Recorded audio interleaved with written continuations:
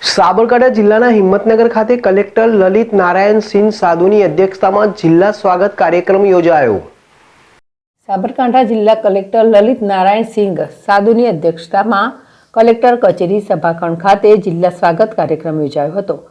લોકશાહીને ધબકતી રાખી પ્રજાના કલ્યાણ માટે છેલ્લા 20 વર્ષથી નિરંતર ચાલી આવતો ગુજરાત સરકારનો સ્વાગત ઓનલાઈન ફરિયાદ નિવારણ કાર્યક્રમ લોકો માટે આધારસ્તંભ બની ગયો છે।